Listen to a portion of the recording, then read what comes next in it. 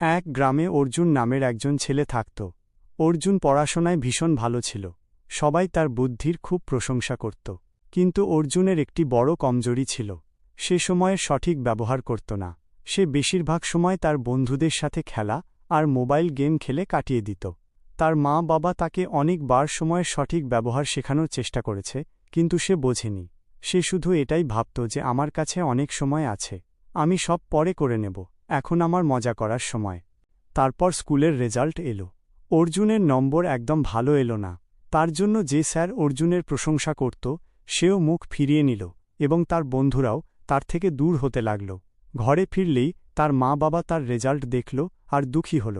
অর্জুন নিজের উপর রেগে যায় আর ভাবতে থাকে, এবার কি করে সব ঠিকঠাক করা যায়। তারপর অর্জুন তার দাদুর কাছে যায়।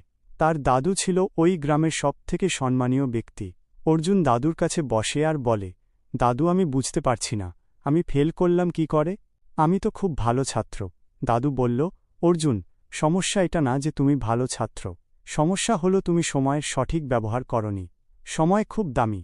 যদি তুমি সময়ের সঠিক প্রয়োগ করো তাহলেই তুমি সফলতা পাবে, আর যদি সময় বরবাদ করো তাহলে সময় তোমাকে পেছনে টেনে নেবে। অর্জুন বলল, কিন্তু দাদু, সময় তো সবসময় থাকে, আমি তো পরেও এসব করতে পারি। দাদু বলল, না অর্জুন, সময় হলো নদীর জলের মতো, যদি ভেসে যায় তো আর ফিরে আসে না। চলো অর্জুন, আমি তোমাকে একটা গল্প শোনাই। দাদু অর্জুনকে কী গল্প শোনালো সেটা জানার জন্য ভিডিও লাইক ও চ্যানেল সাবস্ক্রাইব করো।